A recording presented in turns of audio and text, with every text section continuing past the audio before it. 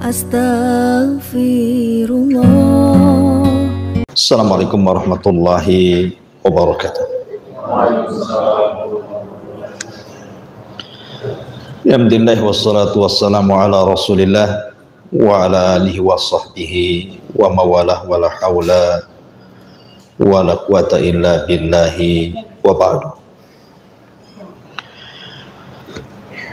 Baik, kita lanjutkan kajian kita, masih membahas tafsir singkat dari surah Al-Baqarah, dan kita masuk pada ayat ke-27. A'udzubillahi minasyaitonir rajim. Bismillahirrahmanirrahim. Alladzina yanquduna ahdallahi min ba'di mitsaqihi wa yaqta'una ma amara Allahu bihi an yusal wa yufsiduna fil ard. Ulaika humul khasirun. Kaifa takfuruna billahi wa kuntum amwatan fa ahyaakum thumma yumitukum thumma yuhyikum thumma ilaihi turja'un.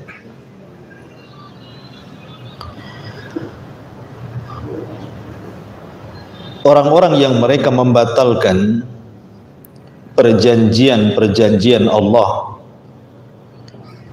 setelah mereka mengikat perjanjian itu dan memutus apa yang Allah perintahkan untuk disambung, serta mereka melakukan kerusakan di bumi, mereka itulah orang-orang yang rugi. Bagaimana kalian bisa kufur kepada Allah? Dulu kalian tidak ada, kemudian kami hidupkan kalian, kemudian Allah wafatkan kalian, kemudian Allah hidupkan kembali kalian, dan kepada Allah lah kalian dikembalikan. Baik. Di sini Allah Subhanahu wa taala ingin menjelaskan kepada kita tentang sifat-sifat orang-orang fasik, orang-orang kafir, di mana di sini Allah Subhanahu wa taala sebutkan 3 sifat mereka.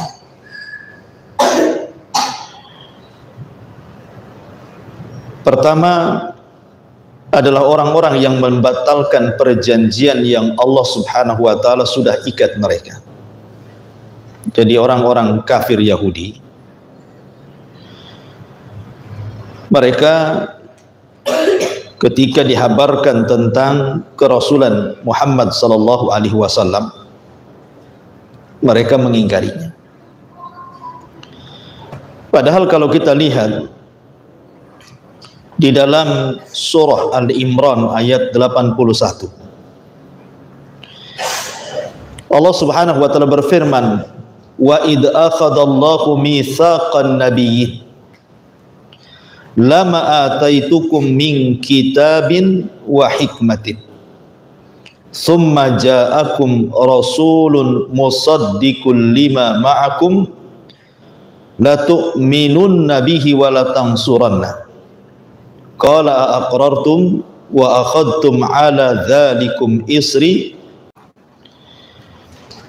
Dan ingatlah ketika Allah mengambil perjanjian dari para nabi, jadi seluruh para nabi sejak zaman Adam sampai yang terakhir Nabi Bani Israel, Isa bin Maryam, diambil perjanjian oleh Allah Subhanahu wa taala. Apa perjanjian Allah dengan mereka? Artinya para nabi ini terikat dengan perjanjian. Isi perjanjian itu, manakala aku memberikan kitab dan hikmah kepadamu, lalu datang kepadamu seorang rasul yang membenarkan apa yang telah ada pada kamu, maka kamu akan sungguh-sungguh beriman kepadanya dan menolongnya. Maka Allah berfirman, apakah kalian setuju dan menerima perjanjianku atas hal yang demikian itu? Maka mereka menjawab, kami setuju. Dan Allah berfirman, kalau begitu bersaksilah wahai para nabi, dan aku menjadi saksi kepada kalian. Ayat ini menunjukkan bahwa semua para nabi terikat dengan perjanjian ini. Kalau datang Rasul kita Muhammad sallallahu alaihi wasallam, maka seluruh para nabi sudah berjanji kepada Allah, maka kalau mereka hidup sezaman dengan Rasulullah, sebagaimana ayat ini, maka mereka akan beriman dengan Rasul tersebut, akan menolong Rasul tersebut. Ini janji semua para nabi. Kalau Nabi sallallahu alaihi wasallam lahir dan di antara mereka masih ada yang hidup bersama Nabi. Dan itu dibuktikan oleh siapa? Oleh Isa bin Maryam. Ketika Isa turun di akhir zaman, maka Isa alaihi salatu wasalam tidak turun sebagai Nabi yang menyebarkan syariat, tetapi justru Isa turun untuk menolong agama Nabi. Dia salat di belakang Imam Mahdi, dia yang memimpin jihad kaum muslimin melawan Dajjal, dia yang meminta kepada Allah untuk dihancurkan Ya'juj dan Ma'juj, dan dia yang memaksa seluruh ahli kitab untuk masuk ke dalam Islam. Kalau tidak, dibunuh. Karena cuma dua alternatifnya, masuk Islam atau mati, tidak ada bayar jizyah. Itu sebagai bukti bahwa Isa bin Maryam kuat dengan perjanjian ini kan, karena dia akan menolong Nabi. Walaupun Nabi sudah tidak ada lagi, tetapi syariatnya oleh Isa ditolong. Sampai di akhir zaman tidak ada manusia yang kafir kecuali masuk Islam. Walaupun setelah Isa meninggal, sebagian mereka kufur lagi kan gitu. Dan ayat ini juga bantahan kepada sebagian keyakinan bahwa Nabi Khidir itu masih hidup. Sebab kalau Khidir itu masih hidup, maka dia masuk pada ayat ini. Dia harus hadir di zaman Nabi sallallahu alaihi wasallam, beriman kepada Rasul dan menolong Rasul. Lalu di mana Khidir ketika Nabi sallallahu alaihi wasallam kalah perang dalam Uhud? Di mana Khidir ketika Nabi sallallahu alaihi wasallam dilempari oleh penduduk Taif? Di mana Khidir ketika Nabi sallallahu alaihi wasallam dihinakan oleh Abu Jahal dan seluruh konco-konconya? Mana enggak muncul Khidir? Kemana dia? Ya, karena pendapat yang benar bahwa Nabi Khidir itu sudah meninggal. Walaupun kita tidak ingkari ada sebagian ulama seperti Al-Imam As-Suyuti dan yang lainnya mengatakan bahwa Khidir itu masih hidup. Tetapi pendapat yang kuat, Khidir sudah mati. Salah satu bantahannya ayat ini. Sebab kalau Khidir masih hidup, mestinya hadir membela Nabi. Karena perjanjian para Nabi disebutkan dalam surah ini, Al-Imran 81, apa kata Allah?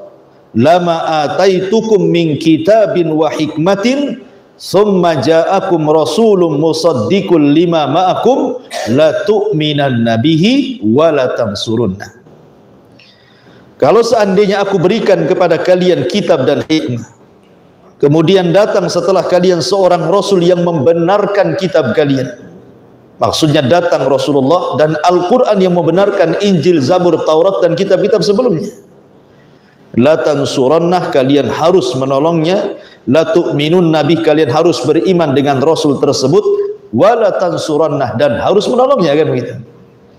Lalu kenapa, di mana Khidir saat itu? Kenapa tidak muncul? Ya. Maka di sini kita katakan bahwa pendapat yang kuat, Khidir itu sudah meninggal. Taib. Maka dalam surah Al-Baqarah ayat 27 ini, perjanjian yang dibatalkan oleh Bani Israel adalah perjanjian yang sudah diberikan kepada nabi-nabi mereka. Orang-orang Yahudi Madinah tentu ketika mereka disodorkan Al-Quran kan mereka menolak. Mereka mengatakan kami hanya berpegang dengan apa yang diturunkan kepada Nabi kami. Maksudnya orang Yahudi itu sampai sekarang fanatik dengan Taurat, walaupun Taurat sendiri sudah dirubah-rubah oleh mereka. Tapi mereka tidak mengakui Injil. Makanya sering saya katakan, kalau antum datang ke tempat peribadatan orang-orang Yahudi, tidak akan ada Injil, yang ada hanya perjanjian lama saja, Taurat. Tapi kalau antum masuk ke gereja, masuk ke peribadatannya orang-orang Nasrani, maka antum akan dapati dua kitab, Injil dan Taurat. Jadi orang Nasrani memakai dua kitab ini, yang disebut dengan perjanjian lama dan perjanjian baru. Ya, kalau Yahudi tidak mau, mereka tetap berpegang dengan Taurat. Karena orang-orang Yahudi sejak zaman itu pun tidak mengakui kerasulan Isa, masalahnya. Justru Yahudi itu mengejek Isa dan mengatakan anak zina, ibunya pezina, dan kerasulan Isa itu tidak benar. Sampai sekarang orang Yahudi tidak mengakui kerasulan Isa. Ya. Padahal kalau kita melihat dalam agama kita, surah Al-Imran 81, Nabi mereka loh, Nabi Musa alaihi salatu wassalam, terikat perjanjian dengan Allah. Kalau seandainya Nabi Muhammad SAW hidup di zaman Nabi Musa, tentu Musa akan beriman kepada Rasul dan akan menolong Rasul. Makanya Nabi SAW bersabda, "Lau kana Musa hayyan", seandainya Musa hidup, "Tsumma taba'tumuhu wa taraktumuni", tiba-tiba kalian ikut Musa meninggalkan saya, la dhalaltum, kalian pasti sesat. Karena Musa sendiri kalau berjumpa dengan Rasul, seandainya demikian, maka dia akan beriman dengan Rasul dan akan menolong agama Rasul. Begitu juga Nabi Isa, diikat perjanjian seperti itu. Jadi ayat ini mengingatkan kepada orang-orang Yahudi Madinah, Nabi kalian loh terikat dengan perjanjian. Kalau seandainya datang Rasul akhiruz zaman, Nabi kalian harus beriman dan menolongnya. Kalau Nabi kalian terikat dengan perjanjian, kenapa kalian tidak mengikuti Nabi kalian? Kan begitu bahasanya. Jadi tetapi mereka tetap, orang-orang Yahudi memang terkenal suka ingkar, suka merubah-rubah agama mereka. Ini satu penafsiran, alladzina yanquduna ahdallah min ba'di mitsaqi. Penafsiran yang kedua, maksudnya orang-orang yang mereka membatalkan perjanjian Allah setelah Allah ikat perjanjian itu dengan kuat. Maksudnya perjanjian di sini adalah perjanjian di alam arwah, berarti mencakup kita semuanya. Jadi ketika Allah Subhanahu wa taala mengusap punggung Adam itu, maka keluar ruhnya. Semua keturunan Adam keluar semua ruhnya itu. Dari sini menunjukkan bahwa ruh lebih dulu diciptakan dibandingkan jasad, kecuali Adam. Kalau Adam jasad dulu baru ruh, tapi anak turunannya ruh dulu baru jasad. Lah ruh-ruh ini ketika di alam arwah, yang jumlahnya tidak ada tahu kecuali Allah Subhanahu wa taala, maka Allah Subhanahu wa taala firmankan kepada mereka, lihat pada surah Al-A'raf ayat 172. Allah Subhanahu wa taala mengatakan, "Wa id akhadha rabbuka min bani Adam min duhurihim dzurriyyatahum wa ashhadahum ala anfusihim alastu bi rabbikum qalu bala syahidna an taqulu yaumal qiyamah inna kunna an hadza ghafilin." Dan ingatlah ketika Tuhan mengeluarkan dari sulbi tulang belakang Adam alaihis salam, kemudian keluarlah anak cucu Adam yang akan menjadi keturunannya. Maka Allah datang memberikan persaksian kepada mereka, kepada roh-roh itu, seraya berfirman, alastu bi rabbikum, bukankah aku ini Tuhan kalian semuanya wahai para ruh? Maka ruh-ruh itu menjawab, bala, betul engkau Tuhan kami. Kami bersaksi, kami lakukan yang demikian itu agar di hari kiamat kami tidak mengatakan sesungguhnya ketika itu kami lengah terhadap ini. Artinya setiap kita, bukan bangsa Yahudi saja, bukan Nasrani saja, semua manusia termasuk kita sudah melakukan perjanjian dengan Allah. Apa perjanjian dengan Allah di alam arwah? Kita mengakui bahwa Allah itu Tuhan kita. Allah itu adalah Tuhan kita. Dan itu kita pernah mengatakannya di alam arwah. Cuman kan kita tidak ingat saja. Makanya kenapa kemudian Rasul mengatakan kullu maulud yuladu alal fitrah. Setiap bayi yang dilahirkan itu terlahir fitrah kan? Apa makna fitrah di sini? Makna fitrah di sini Allah bekali tauhid rububiyah. Makanya orang yang bertauhid rububiyah itu tidak menjadikan dia muslim. Karena semua bayi, baik bayinya orang Islam, baik bayinya orang kafir, baik bayinya orang musyrik, semua dibekali rububiyah. Apa maknanya? Maknanya ketika bayi ini lahir, terlahir fitrah, mengenal siapa Tuhannya, mengenal siapa Tuhannya. Sudah dibekali dengan rububiyah, bahwa dia tidak tercipta begitu saja. Alam semesta tidak tercipta begitu saja, tapi ada yang menciptakannya. Siapa? Allahu Azza wa Jalla. Dan itu dibuktikan dengan orang-orang yang berada di dalam hutan belantara. Coba kita lihat orang-orang yang dalam hutan itu. Jangan ada ustadz sampai ke mereka. Jangan ada kiai berdakwah kepada mereka. Jangan ada Quran sampai kepada mereka.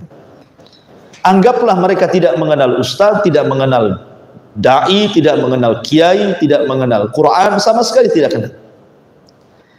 Tapi kenyataannya, kenapa orang-orang dalam hutan itu mereka punya sesembahan? Sebagian mereka nyembah pohon, sebagian mereka nyembah akar, sebagian mereka nyembah macam-macam. Ya, baik keyakinannya dinamisme, animisme, terserah. Tetapi kan intinya mereka menyembah. Cuman salah mengambil sesembahan gitu saja kan. Kalau seandainya kemudian tidak ada fitrah rububiyah, tidak mungkin kemudian mereka mencari sesembahan. Pasti mereka akan hidup ya hidup, makan, minum, mati gitu saja. Kenapa sibuk mereka mencari sesembahan sampai menyembah dewa-dewi, menyembah pohon-pohon dan begitu seterusnya, menunjukkan bahwa setiap manusia dibekali rububiyah, mencari siapa Tuhannya.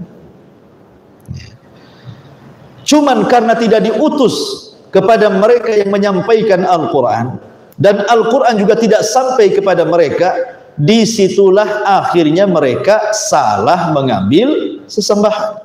Tetapi kan mereka cari sesembahan kan, bahwa mereka itu ada Tuhan. Mereka meyakini ada Tuhan, bahwa mereka tidak tercipta begitu saja, bahwa rizki yang mereka dapati juga ada yang ngasih rizki. Alam semesta itu ada penciptanya, Allah Azza wa Jalla. Cuman karena tidak terbimbing oleh Rasul dan wahyu, akhirnya kemudian mereka menciptakan sesembahan dengan akal pikiran mereka. Ya, akal pikiran mereka. Sehingga sebagian mereka kemudian menciptakan sesembahan itu apa yang mereka lihat, apa yang mereka dengar, apa yang mereka bisa hayalkan, kemudian mereka membuat sesembahan. Antum tahu orang Barat itu ketika menggambarkan alien, makhluk luar angkasa, pertanyaannya, apakah orang Amerika pernah jumpa dengan alien? Tidak ada, itu kan film saja. Mana ada orang jumpa dengan alien itu? Lalu kenapa kemudian muncul film makhluk luar angkasa yang tidak lepas dari hidung panjang sama kepalanya ada antennya? Kan itu. Dari mana coba? Gimana mereka bisa bayangkan itu alien seperti itu? Jumpa pun tidak. Itu kan hayalan. Bahwa di luar angkasa itu ada makhluk seperti ini dihayalkan. Ya, telinganya panjang, ada antennya. Ya, kayak teletabis. Kan gitu bahasanya gitu ya. Lah sama dengan orang yang menciptakan sesembahan selain daripada Allah itu. Mereka menghayal. Karena tidak diutus seorang utusan kepada mereka untuk menyampaikan Islam, Quran pun tidak sampai kepada mereka, mulai menghayal mereka. Oh, Tuhan itu jangan-jangan akar, akhirnya disembahlah akar. Oh, Tuhan itu jangan-jangan pohon, akhirnya nyembah pohon. Oh tidak, Tuhan itu kayak orang, dibuatlah patung kayak orang. Oh, tangannya bukan 2 tetapi 5, 6, 7, dibuatlah tangan 7, ya kan? Tangan 8. Oh enggak, dia perempuan, dibuatlah kemudian patung perempuan. Oh enggak, dia berupa hewan, berupa gajah, dibuatlah semacam gajah. Kan gitu ya. Akhirnya kan versinya banyak gitu. Macam-macam akhirnya.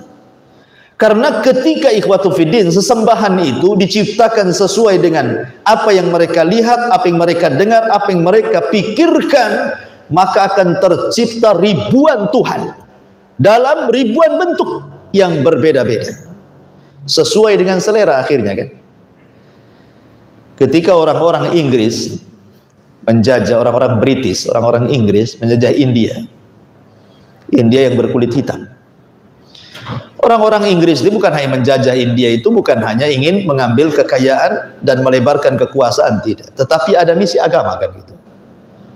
Mereka kan orang Nasrani ya. Sehingga ketika banyak orang-orang India yang berkulit hitam itu, mereka, sebagian mereka masuk ke agama Nasrani, kemudian disuruh nyembah patung Isa yang ada di salib. Sebagian mereka tidak mau. Kenapa? Karena kulit mereka hitam, Tuhannya pula boleh, ya kan? Tuhannya kan putih. Isa kan gambarannya kan kayak orang Barat kan gitu ya. Sementara kan orang India sebagian mereka berkulit hitam, sehingga dia mandang kulitnya, sekali-kali mandang pula Tuhannya. Paham ya? Kok beda Tuhan dengan kulit saya? Ya. Akhirnya sebagian orang-orang Inggris itu cerdas dia. Maka kemudian dibuatlah agak hitam kulitnya, supaya diterima bahwa Tuhannya sama dengan mereka. Artinya begini ikhwatu fiddin, kalau seandainya Tuhan itu kemudian dibentuk karena sebuah rekayasa pikiran, ya, karena angan-angan dan hayalan, pasti akan terjadi kontradiktif. Ya, pasti akan terjadi kontradiktif gitu ya. Nah, sebagian orang nggak terima. Makanya juga kita katakan bahwa alhamdulillah Allah Subhanahu wa taala melahirkan kita ini di keluarga muslim, sehingga kita ini umat yang luar biasa, diberikan nikmat oleh Allah Azza wa Jalla, diutus kepada kita seorang nabi Rasul sallallahu alaihi wasallam, diturunkan kepada kita sebuah kitab Al-Qur'an, sehingga nabi tersebut dan Al-Quran yang turun dari Allah berusaha untuk kemudian mensifati siapa Tuhan kita ya.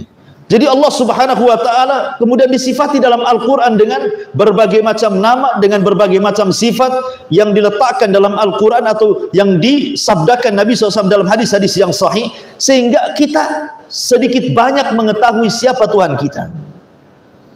Ketika kita sudah memiliki pengetahuan soal Tuhan kita, maka akan benar cara menyembahnya. Kalau kita sudah tahu siapa Tuhan kita, maka pasti akan perkara yang kedua yang kita akan bicarakan, bagaimana cara menyembahnya. Maka Al-Quran datang dan sunnah Rasulullah SAW datang menjelaskan, ini loh Tuhan kita seperti ini, begini pula cara penyembahnya. Tapi kalau orang sudah salah mensifati Tuhan, mereka sifati sesuai dengan apa yang mereka lihat, apa yang mereka dengar, apa yang mereka pikirkan, kemudian mereka hayalkan, kemudian dibentuk satu Tuhan. Ketika salah kemudian menetapkan siapa Tuhan, pasti akan terjerumus kepada kesalahan berikutnya, Pak. Salah pula cara menyembahnya. Ya kan? Makanya lihat sebagian orang nyembah, oh Tuhan itu suka dengan buah-buahan, disodorkan jeruk, anggur, apel, macam-macam. Inilah cara menyembah Tuhan. Kan gitu ya? Ya. Sebagian lain tidak, cara menyembah nggak baik gitu, ya, ambil lidi, bakar gitu kan, menghadap sana sini. Ya. Sebagian yang lain nggak begitu. Jadi akhirnya kemudian berbagai macam bermunculan bagaimana cara menyembah Tuhan. Berawal dari kekeliruan menetapkan siapa Tuhannya, berakhir dengan kekeliruan bagaimana cara menyembahnya. Tapi Islam itu subhanallah agama nikmat. Rasul dan Al-Quran datang kepada kita mensifati Tuhan kita, bukan hanya datang kepada kita mensifati Tuhan kita, bagaimana Tuhan kita yang sebenarnya, diajarkan pula bagaimana cara menyembahnya. Selamat kita. Karena kita ketika menetapkan siapa Tuhan kita, kita tidak menetapkan sesuai dengan hayalan kita. Kita menetapkan apa yang ditetapkan dalam Al-Quran dan ditetapkan dalam hadis Nabi. Yang tahu siapa Tuhan, ya Tuhan sendiri. Dan itu dijelaskan di dalam Al-Quran. Itulah firmannya. Quran itu adalah kalamnya, firmannya. Sehingga Allah Subhanahu wa ta'ala menjelaskan soal dirinya siapa. Kemudian datang Nabi SAW memperkuat siapa Tuhan kita. Setelah itu dijelaskan, begini loh cara menyembahnya. Inna salati wa nusuki wa mahyaya wa mamati lillahi rabbil alamin. Diajarkan kita salat, puasa, zakat, haji, dan begitu seterusnya. Ya, jadi yang ingin saya katakan di sini, penafsiran yang kedua, alladzina yanquduna ahdallah min ba'di mitsaqi, orang-orang yang mereka menggagalkan perjanjian Allah setelah perjanjian itu kuat diikat dengannya.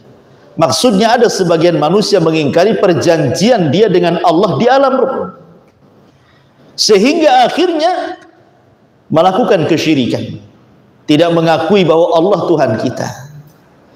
Maka orang-orang yang kemudian mereka melakukan kesyirikan dan membatalkan tauhidnya dengan menyembah selain daripada Allah Azza wa Jalla, datang ke dukun-dukun, percaya kepada tangkal-tangkal dan jimat-jimat, masih percaya kepada klinik-klinik gitu, masih suka kemudian dengan khurafat tahayul dan yang semacamnya, bahwa di sana ada sesembahan selain daripada Allah Azza wa Jalla, bahwa sebagian laut itu dikuasai oleh seorang wanita, Nyi Roro Kidul, bahwa sebagian gunung itu dikuasai oleh seorang penjaga gunung, dialah yang kemudian bisa menahan gunung tidak meletus. Kan ada tuh gunung apa itu? Rupanya meletus mati juga. Ya kan? Artinya bahwa tidak ada yang menguasai, mengatur dan juga memiliki alam semesta ini kecuali Allah. Tidak Nyi Roro Kidul, tidak Nyi Roro Ngetan, tidak Pulang Mulon, tidak Pulang nggak ada. Ya, Nyi Roro Kidul itu tidak ada. Itu kan kisah Nusantara saja, nggak ada ceritanya. Mana ada ceritanya? Kalau memang ombak itu besar, bukan karena Nyi Roro Kidul, memang Allah takdirkan di sana ombaknya besar, ya kan? Ma'asyiral muslimin yang dimuliakan Allah Azza wa Jalla. Jadi penafsiran yang kedua artinya orang-orang yang mereka melanggar perjanjian Allah itu, perjanjian Allah di sini artinya tauhid.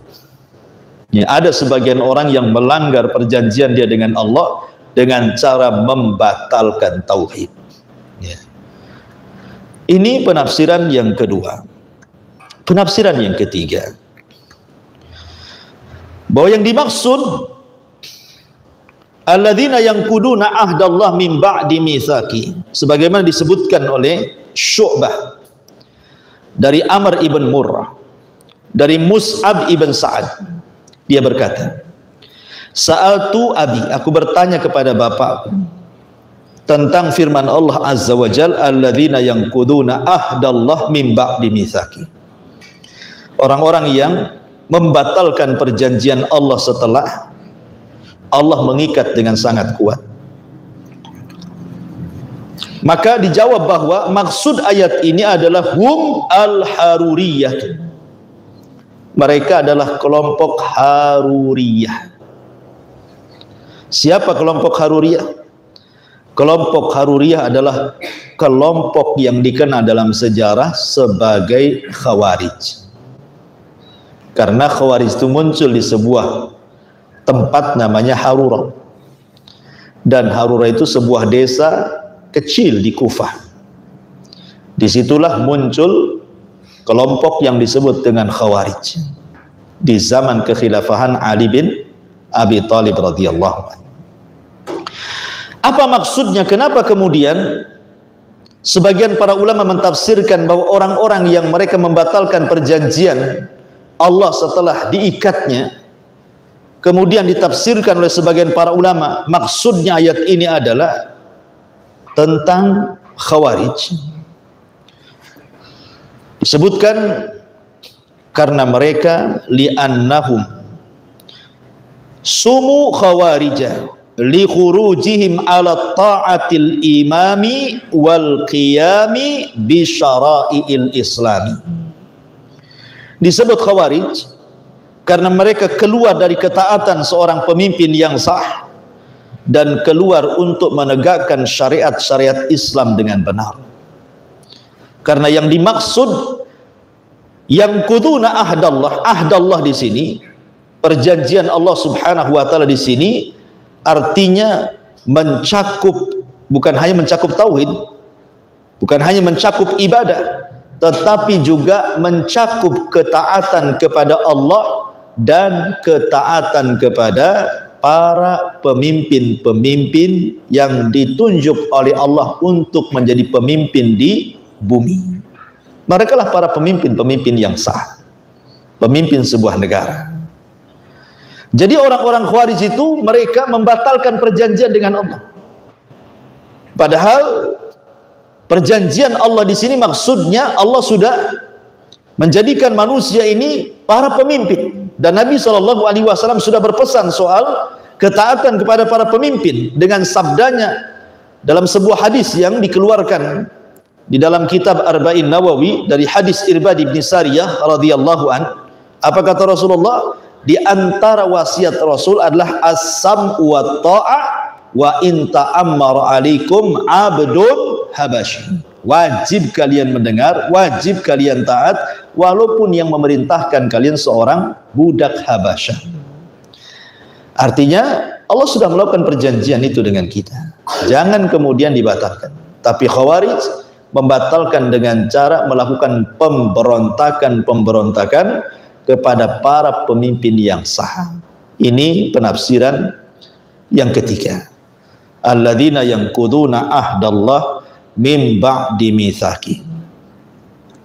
Dan penafsiran yang terakhir maksudnya alladzina yanqusuna ahdallahi alladzi akhadahu alaihim bitauhidi wat ta'ati wa qad akkadahu bi irsalir rusuli wa inzalil kutubi wa yukhalifuna dinallah kaqatil arhami wa nashril fasadi fil ardi.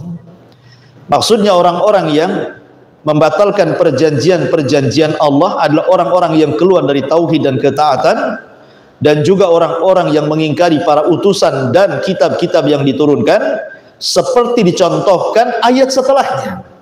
Jadi penafsiran ini disebut tafsirul Quran bil Quran namanya. Al-Quran mentafsirkan Quran. Ketika Allah mengatakan alladzina yanquduna ahdallah, alladzina yanquduna ahdallahi alladzina yanquduna ahdallah min ba'di mitsaqi, siapa mereka? Merekalah yaqtauna ma amarallahu bihi an yuzal wa yufsiduna fil ardh. Orang-orang yang suka memutus-mutus silaturahim dan banyak melakukan kemaksiatan di bumi. Itu penafsirannya. Jadi ayat setelahnya mentafsirkan ayat sebelumnya. Itu juga bagian daripada penafsiran yang disebutkan para ulama dari surah Al-Baqarah ayat 127. Ayat 27 ya? Betul. Taib. Kita masuk pada ayat berikutnya. Kaifa takfuruna billahi wa kuntum amwatan fa ahyakum summa yumitukum summa yuhyikum summa ilaihi turja'un. Bagaimana kalian bisa kufur kepada Allah? Dulu kalian amwat, dulu kalian mati, tidak ada. Amwat itu artinya tidak ada. Kalian belum ada, jasad kalian belum ada. Fa ahyakum, kemudian Allah hidupkan kalian. Hidupkan di bumi, di mana? Di bumi. Allah ciptakan kalian, Allah masukkan ruh kepada jasad kalian, hiduplah kalian di bumi. Fa ahyakum summa yumitukum, kemudian setelah itu kalian Allah wafatkan. Perpindahan dari alam dunia ke alam kubur. Kemudian summa yuhyikum, kemudian kelak Allah akan bangkitkan kembali kalian. Kapan? Di padang mahsyar, setelah kehidupan alam kubur. summa ilaihi turja'un, dan kalian kembali kepada Allah Subhanahu wa taala. Dalam ayat ini, ikhwan, Allah Subhanahu wa taala ingin menjelaskan tentang kekuasaan, kebesaran, bahwa Allah itu ala kulli syai'in qadir, atas segala sesuatu maha mampu. Dulu manusia berada semua di alam arwah. Semua manusia itu semua berada di alam arwah, belum pun tercipta jasad. Kemudian setelah itu Allah Subhanahu wa taala ciptakan jasad kita lewat proses. Mulai dari segumpal sperma, kemudian setelah itu menjadi segumpal darah, kemudian menjadi segumpal daging selama 4 bulan, kemudian ruh ditiupkan ke jasadnya. Jadilah dia janin. Kemudian 9 bulan di perut ibunya dengan rizki dari Allah Subhanahu wa taala. Kemudian keluar ke bumi. Itulah kehidupan pertama yang ia lakoni. Disitulah kehidupan pertama manusia yang ia lakoni. Baru setelah kemudian Allah Subhanahu wa taala takdirkan semasa dalam janin, karena dia tidak mungkin hidup selamanya di bumi. Kenapa? Karena ketika kita dalam janin itu kan sudah ditakdirkan itu. Allah utus malaikat mencatat rizkinya, mencatat bahagianya, mencatat celakanya, termasuk mencatat ajalnya. Artinya orang hidup di bumi tidak akan selamanya. Pasti ada waktunya. Pasti ada yang disebut dengan kematian. Ikhwan, kematian itu satu-satunya sebuah kepastian yang tidak bisa diingkari manusia. Kalau soal rizki itu masih kadang-kadang bahasanya, ya kan? Orang jualan ya kadang beruntung, kadang buntung, ya kan? Sekolah kadang lulus, kadang tidak lulus. Sebutkan apa coba? Di dunia ini semua kadang-kadang. Tidak ada yang pasti. Orang bercita-cita ini sudah dirapatkan, ya kan? Sudah dicatat. Wah, sudah ide-ide itu cemerlang, ada di atas kertas. Kebanyakan acara yang dibuat tanpa persiapan terkadang lebih sukses dibandingkan acara yang pakai persiapan. Kan kadang-kadang. Hidup ini serba kadang-kadang, ikhwan. Tidak ada yang pasti. Tidak ada yang pasti. Orang tua nih nyokolahkan anak, dipondokkan. Harapan orang tua anaknya jadi ustadz. Nanti kalau sudah besar mungkin dia akan menjadi kiai, bisa mendoakan. Itu kan harapan saja. Betapa banyak yang tidak dikabulkan kan? Dipondokkan, keluar dari pondok jadi preman pula dia. Ya. Ada juga gitu. Ada yang nggak kepikiran orang tuanya itu. Nggak ada kepikiran anaknya pengen jadi ustaz. Kalau bisa anaknya jadi PNS lah, pegawai negeri. Disekolahkanlah di umum dia. Ketika sampai di SMA rupanya dipengaruhi kawannya yang mungkin hijrah, bagus agamanya, disuruh mondok gitu. Akhirnya kemudian tengkar sama orang tuanya, masuk pesantren. Rupanya dia pula jadi ustaz. Itulah hidup itu kadang-kadang. Tidak ada yang pasti. Yang pasti cuma satu, mati. Mati itu sesuatu yang pasti. Tidak bisa kadang-kadang mati itu. Kenapa? Karena sudah dicatat. Kematian itu kepastian. Makanya Allah mengatakan kullu nafsin dha'iqatul maut. Yang lain boleh kadang-kadang, tapi kematian tidak bisa kadang-kadang. Kematian itu sebuah kepastian, karena setiap jiwa itu pasti mati. Sehebat apapun membentengi dia supaya malaikat maut jangan masuk ke rumahnya, dia teralis pintunya, dia buat pagar lagi, kasih security lagi di situ, kasih anjing galak, awas setrum, ya nggak bisa masuk orang. Tapi apa malaikat maut takut setrum? Malaikat maut takut anjing? Malaikat maut tidak bisa nembus pagar teralis? Masyarul muslimin yang dimuliakan Allah Azza wa Jalla, Allah firmankan dalam Al-Quran, aynama takunu yudrikumul mautu walau kuntum fi burujin musayyadah. Dimanapun kau berada, kematian itu pasti menembus kamu, walaupun kau di balik benteng yang kokoh sekalipun, kata Allah. Karena kematian sebuah kepastian. Sehebat apapun dunia farmasi, sehebat apapun dunia kedokteran, dikumpulkan 1 juta profesor kesehatan, sehingga diketemukanlah macam-macam perobatan. Bahkan mungkin dulu penyakit itu susah disembuhkan. Tiba-tiba hari ini banyak penemuan. Ditemukan pula obat yang dulu penyakit itu dianggap luar biasa, sekarang dianggap penyakit biasa. Karena sudah ditemukan pil-pil, obat-obat, herbal-herbal. Tapi ingat, kematian tidak bisa ditangkal dengan herbal. Nggak bisa ditangkal dengan botrek, nggak bisa. Ya, kematian itu nggak bisa ditangkal oleh dokter sesakti apapun. Nggak ada. Kalau sudah datang ajalnya, Allah yang mengatakan kan, idza jaa ajaluhu la yastakhiruna sa'atan wala yastaqdimun, kan itu ya. Kalau datang ajalnya, nggak mungkin mundur, nggak mungkin maju, pasti tepat. Nggak bisa, dokter manapun nggak bisa menangani orang yang sedang sakaratul maut, ruhnya dikembalikan lagi ke dalam jasadnya itu. Karena Allah yang mengatakan hatta idza balagatit taraq wa qila man rah. Kalau ruh sudah sampai di sini, siapa yang bisa meruqyah dikembalikan ke dalam? Wa qila man rah. Siapa yang bisa meruqyah? Enggak bisa. Kalau ruh itu hatta idza balagatil hulqum, kalau sudah sampai hulqum sini, Allah katakan wa qila man rah. Silahkan, siapa yang bisa meruqyah dia? Balikin lagi ruhnya. Nggak akan bisa. Ya. Jadi kepastian yang sudah jelas-jelas pasti itu adalah kematian. Kalau yang lain bisa kadang-kadang, bisa ya, bisa tidak. Tapi kalau kematian jangan bicara bisa ya, bisa tidak. Kematian itu sebuah kepastian. Makanya yang harus dipersiapkan adalah persis seperti sabda Nabi SAW ketika seorang Arab Badui datang kepada Rasulullah, mengatakan, ya Rasulullah, mata sa'ah, Rasul, kapan kiamat? Kapan kiamat?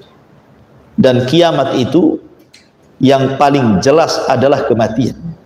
Kata Nabi SAW, idza mata ahadukum qamat kiamatuhu. Kalau mati salah seorang di antara kalian, berarti tegaklah kiamat kepadanya. Itulah kiamat yang sudah jelas, itu pasti mati. Kematian itulah kiamat yang jelas. Ya, adapun kiamat kehancuran alam semesta itu ya kan belum pasti waktunya, kapannya. Karena Nabi SAW tidak menyebutkan tanggalnya, tidak menyebutkan bulannya, tidak menyebutkan tahunnya, hanya menyebutkan harinya, Jumat, itu saja. Sehingga susah memprediksinya. Ya. Tetapi yang jelas-jelas kematian itu di depan kita kan, karena hari-hari kita bisa melihat kematian. Bahkan di zaman sekarang kematian lebih mudah dibandingkan di zaman dulu kan. Lihat di jalan-jalan, setiap hari ada orang mati. Makanya sering saya istilahkan, di zaman Rasul tidak ada orang mati di jalan. Di zaman sekarang inilah yang setiap hari orang mati itu di jalan raya. Iya kan, di zaman Rasul tidak mungkin unta nabrak keledai kan gitu. Keledai nabrak keledai atau unta nabrak unta. Nggak ada orang ketabrak unta mati.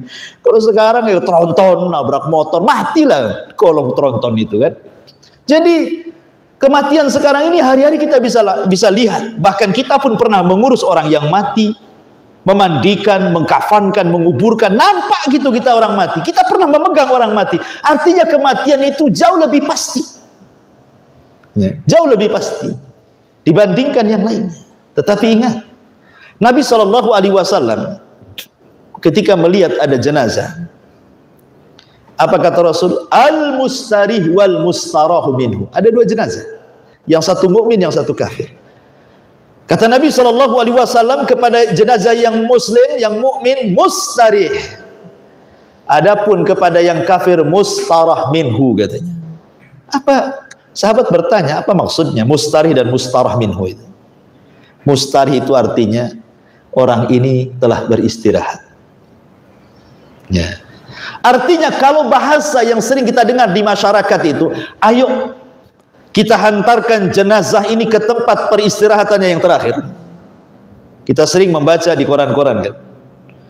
Ya, semoga berpulang ke rahmatullah, ke tempat peristirahatannya yang terakhir. Kan sering kita dengar kalimat itu. Ya. Kalimat ini sebenarnya kalau diartikan secara mutlak bukan hanya salah tapi keliru. Ya, keliru dengan salah kurang lebih lah. Tetapi masalahnya di sini, orang mati kan bukan beristirahat. Karena dia harus mempertanggungjawabkan kan semua perbuatannya. Di sana ada fitnah kubur, di sana ada adab kubur kan gitu ya. Jadi masih panjang perjalanan dia di alam barzah itu. Tidak bisa kita katakan ayo kita antar jenazah ini ke tempat peristirahatan. Bukan untuk beristirahat. Dia akan ditanya. Tetapi ketika Rasul kemudian datang jenazah seorang mukmin, kata Rasul, mustari, orang ini telah beristirahat. Karena kematian bagi seorang mukmin itu dirindukan. Man ahabba liqa Allah ahabballahu liqa'ah. Siapa yang cinta ingin berjumpa dengan Allah, Allah pun cinta ingin berjumpa dengan dia. Maka kematian bagi seorang mukmin bukan hal yang menakutkan. Justru itu yang dicintai dia. Supaya dia istirahat dari hasadnya orang, dari fitnahnya orang, dari lelahnya, letihnya kehidupan dunia. Betul-betul dia istirahat di kuburan. Ya, karena ruhnya seorang mukmin ini ketika masuk ke dalam kuburan, ikhwan, kemudian ditampakkan sebelah kirinya neraka, ketakutan dia. Kemudian dikatakan, bukan itu tempat, bukan. Kemudian ditampakkan sebelah kanannya sorga, tempat duduknya. Dikatakan, itulah tempat duduk. Ketika dia tahu bahwa tempat duduknya di situ di sorga, ditampakkan istananya dengan keindahannya. Apa kata dia? Menjerit dia dan mengatakan, ya Rabb aqimis sa'ah. Ya Rabb, tegakkan kiamat, tegakkan kiamat. Tapi Allah mengatakan, belum, masih lama kiamat. Ya, karena Allah mengatakan, nim naumatal arus, sudah kau tidur saja seperti pengantin baru tidur, katanya. Dia nggak terasa. Dia di kuburan loh, ratusan tahun kiamat nggak dikiamat-kiamatkan. Tapi dia ditidurkan oleh Allah seperti tidurnya orang yang sedang pengantin baru. Tidak terasa.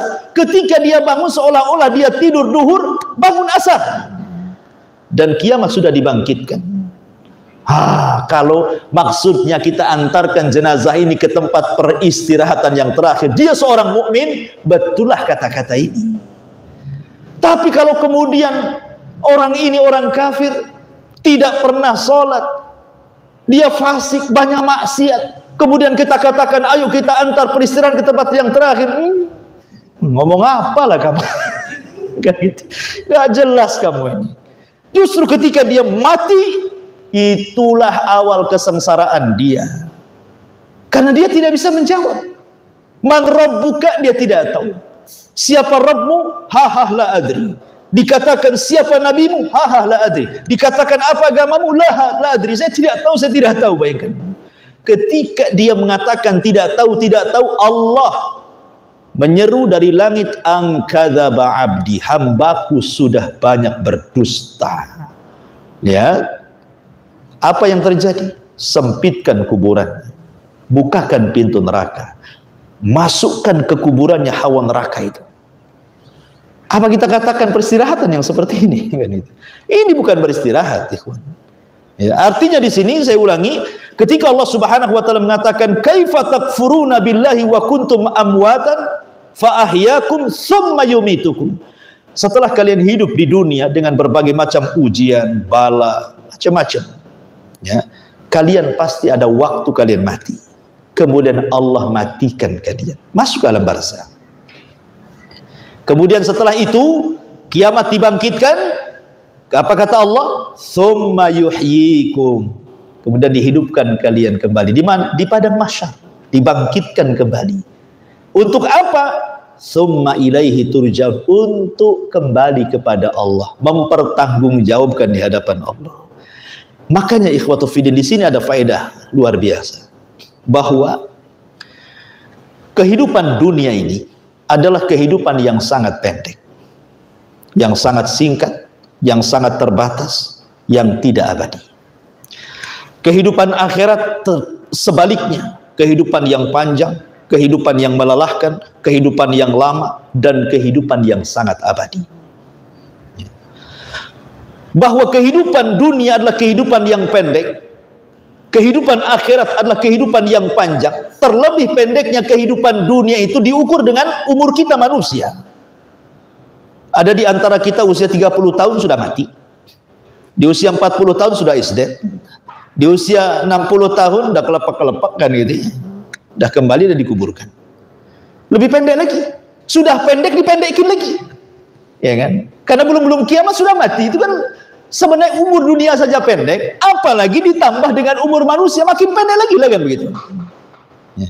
Sementara kehidupan akhirat ini kehidupan yang panjang. Namun sekalipun demikian kata ulama, sependek-pendeknya kehidupan akhirat, pasti dia panjang. Sepanjang-panjangnya kehidupan dunia, pasti dia pendek.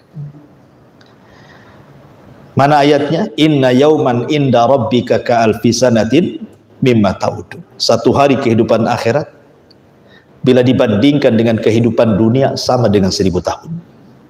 Bandingan satu hari akhirat, 1000 tahun dunia. Anda bisa bayangkan? Na'udzubillah, kita berlindung kepada Allah. Kalau Allah takdirkan ada ahli maksiat lantaran dosanya, satu hari aja dicemplungkan ke neraka, berarti dia harus tinggal neraka, disiksa oleh Allah, seolah-olah dia disiksa di dunia berapa tahun? 1000 tahun, kan begitu? Itu satu hari neraka kan? Seandainya disiksa di dunia dengan di sudut-sudut neraka begitu ya, di sudut api sampai dia dibakar di dunia, itu sama dengan 1000 tahun. Tetapi ikhwatu fiddin yang dimuliakan Allah Azza wa Jalla, tetap saja keadilan Allah dan rahmat Allah Subhanahu wa ta'ala. Walaupun kehidupan akhirat sangatlah panjang, kehidupan dunia sangatlah pendek, tetapi panjangnya kehidupan akhirat ditentukan dengan kehidupan dunia. Itu di sini poinnya. Walaupun akhirat panjang, dunia pendek, panjangnya kehidupan akhirat tetap ditentukan dengan pendeknya dunia. Wa man ya'mal mithqala dzarratin khairan yarah wa man ya'mal mithqala dzarratin syarran yarah, kan itu ya. Siapa yang beramal di dunia dengan amalan kebaikan, dia akan menuai kebaikan di akhirat. Siapa yang menanam dengan amalan keburukan di dunia, dia pun akan menuai keburukan di akhirat. Tetapi kalau seorang mukmin, sedikit saya gambarkan perjalanan seorang mukmin. Seorang mukmin itu di dunia saja bahagia. Karena bagi seorang mukmin kebahagiaan itu bukan karena harta, bukan karena jabatan, bukan karena kepemimpinan, bukan pula karena title dan begitu seterusnya. Tetapi ajaban li amril mukmin, kata Rasul. In asabathu syarra syakara fakana khairan lahu. Wa in asabathu dharra sabara fakanat khairan lahu. Kata Nabi SAW, sungguh mengherankan, kata Rasul. Rasul sendiri mengatakan, sungguh menakjubkan, mengherankan perkara seorang mukmin itu. Apabila datang nikmat kepadanya, dia bersyukur. Apabila Allah timpakan bencana, bala, musibah, dia pun mau bersabar. Dua-duanya baik bagi seorang mukmin. Jadi seorang mukmin bukan hanya merasa baik ketika dapat nikmat, tapi ketika juga ditimpa musibah, itu pun merasa baik. Karena seorang mukmin itu hanya ada satu kata yang disebut dengan inna lillahi wa inna ilaihi raji'un. Idza asabatkum musibatun qalu inna lillahi wa inna ilaihi raji'un. Kan itu. Semua datang dari Allah, kembali kepada Allah. Jasad kita milik Allah, bukan milik siapa-siapa. Makanya seorang mukmin, kebahagiaan bukan lihat dohir karena banyak harta, tidak. Sedikit harta pun bahagia seorang mukmin itu. Dan ini tidak dimiliki orang kafir. Ya. Tidak dimiliki kebahagiaan seorang mukmin itu dimiliki orang kafir. Dah. Ya. Boleh jadi dia hidupnya susah, dohirnya, tapi hatinya lebih bahagia dibandingkan orang kaya. Itulah mukmin. Di dunia saja sudah dikasih kebahagiaan. Ketika masuk ke dalam kuburan, ketika orang sibuk disiksa dengan azab kubur, dapat pula nikmat kubur dia. Ditidurkan seperti naumul arush, seperti tidurnya pengantin baru sampai kiamat dibangkitkan. Kemudian setelah kiamat dibangkitkan, ketika kemudian orang-orang kafir mereka lari ke sana kemari, tidak ada tujuan, orang-orang mukmin dikumpulkan, dan itu merasa tenang bagi mereka. Allah mengatakan, alladzina amanu wattaba'tu alladzina amanu summa alladzina amanu wattaba'tum, gimana ayatnya? Alladzina amanu walladzina amanu summa taba'tumul ladzina, subhanallah, lupa saya ayatnya. Intinya bahwa orang-orang yang beriman yang kemudian keimanannya itu diikuti oleh keluarganya. Ya, orang-orang yang beriman yang diikuti keimanan keluarganya, apa yang terjadi? Maka Allah kumpulkan semua saat dibangkitkan. Jadi dikumpulkan, tidak pergi ke sana kemari. Tidak ada kalimat yauma yafirul mar'u min akhi wa ummihi wa abi wa sahibati wa bani likulli imri'in minhum yauma idzin sya'nu yughni, itu tidak ada. Itu haknya orang kafir tuh. Ya, di mana orang lari dari saudaranya, lari dari ibu bapaknya, lari dari pasangannya, lari dari anaknya, itu orang kafir yang kayak gitu tuh. Orang-orang yang beriman tidak. Orang-orang yang beriman akan dikumpulkan, dan itu minimalnya mendapatkan ketenangan. Ada kawan berkumpul kan gitu ya. Sesama orang-orang yang beriman. Di saat manusia sedang ketakutan, karena Allah tidak mungkin meletakkan dua ketakutan sekaligus. Tidak mungkin. Siapa yang takut di dunia kepada Allah, maka dia akan aman di akhirat. Siapa yang merasa aman di dunia, dia akan merasa takut di akhirat. Karena Allah tidak mungkin meletakkan dua ketakutan dalam satu waktu. Ya, orang beriman tidak akan takut. Kemudian ketika mereka dikumpulkan di padang mahsyar, apa yang terjadi? Ketika orang kemudian kepanasan dengan matahari, keringat bercucuran, orang-orang yang beriman selalu saja. Kenapa? Karena ada naungan arsy Allah Subhanahu wa taala, sab'atun yudhilluhumullahu fi dhillihi yauma la dhilla illa dhill. Karena ada naungan di saat tidak ada naungan kecuali naungan Allah Azza wa Jalla. Orang-orang yang beriman dapat naungan, tidak kepanasan, tidak kehausan, karena mereka meminum dari telaga Nabi sallallahu alaihi wasallam. Ya. Kemudian ketika mereka masuk kepada hisab umpamanya kan, Allah berikan hisab yang mudah. Dia ambil catatannya dengan tangan kanan. Kemudian dia baca, memutih wajahnya, bercahaya, dan dengan bangganya dia mengatakan, ha umuqra'u kitabiyah. Nah, baca kitab katanya. Karena dia bangga tahu isinya. Ya. Kemudian ketika dia ditimbang, Allah katakan, faman thaqulat mawazin fahuwa fi 'ishatir radiyah. Orang-orang yang beriman, berat timbangan baiknya, dia pun dalam kehidupan yang Allah berikan, kehidupan yang diridhai. Kemudian ketika dia meniti siratal mustaqim, Allah buat orang yang beriman itu seperti kilat, atau sudah sampai sana, seperti kuda balap, seperti orang lari. Ya, Allah seberangkan betul-betul di titian itu, sampai ke kontol, sampai berjubel di pintu-pintu sorga, sampai akhirnya Allah masukkan ke dalam sorga. Bahkan walaupun keimanannya tidak besar, hanya kecil, boleh jadi sebiji darah, dan dia orang yang terakhir keluar dari neraka, otomatis juga terakhir pula masuk surga, kan begitu. Orang yang terakhir masuk surga berarti dia terakhir keluar dari neraka. Dikeluarkan oleh Allah, dilempar ke nahrul hayah, sungai kehidupan. Fayambut, tumbuh dia, kembali jasadnya tumbuh, padahal sudah jadi abu, sudah gosong, tumbuh lagi. Kemudian ditampakkan dari kejauhan ada pohon, banyak buahnya, di bawahnya ada mata air. Dia mengatakan, ya Rabb, dekatkan aku ke pohon itu, jauhkan aku dari neraka, katanya. Maka Allah buat perjanjian, baik kalau sudah kau dekatkan ke sana, kau berjanji tidak akan minta yang lainnya. Iya, saya tidak akan minta yang lainnya. Didekatkanlah ke pohon itu, makanlah dari buahnya. Itulah makanan pertama yang lezat yang pernah dia rasakan. Minum dari sumber airnya, itulah minuman yang pertama kali dia rasakan, begitu lezatnya, menghilangkan semua keperitan neraka. Tiba-tiba dari kejauhan nampak ada pohon yang jauh lebih besar lagi, lebih banyak lagi buahnya, sumber airnya lebih besar. Dia mengatakan, ya Rabb, dekatkan aku ke pohon yang sana, katanya.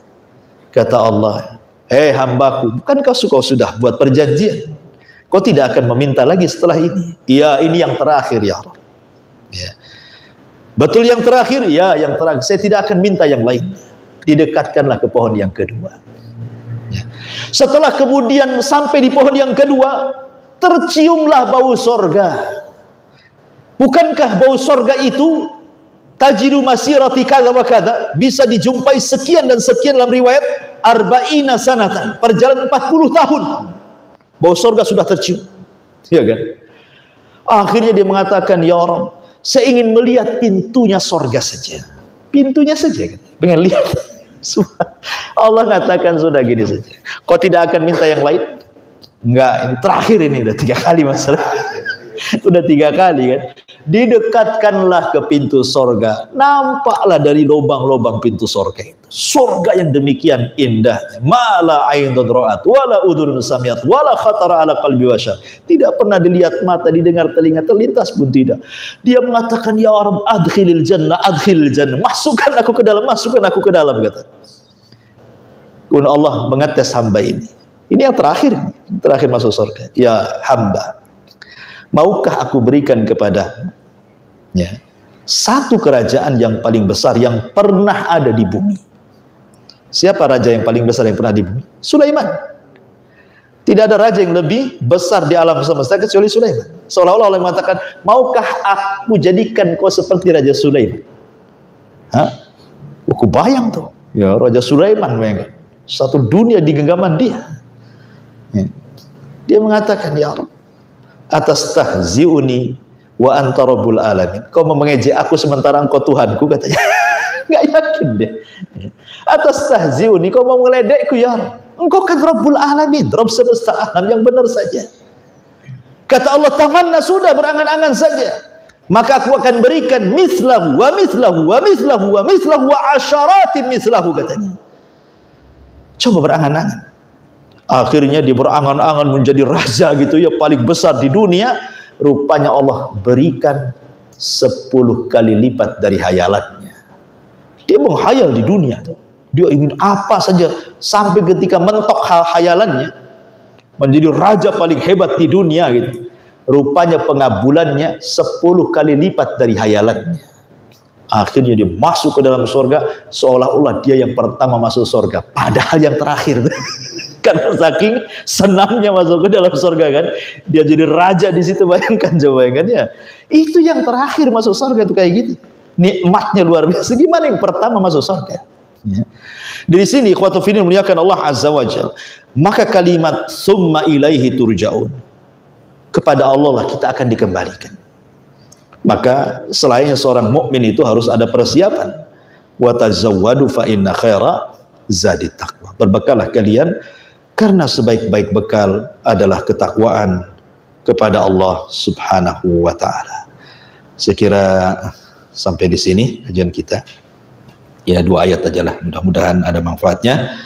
Kita tutup dengan doa kafaratul majlis. Subhanakallah bihamdika asyhadu an la ilaha illa anta astaghfiruka wa atubu ilaik. Allahu ta'ala alam. Assalamualaikum warahmatullahi wabarakatuh.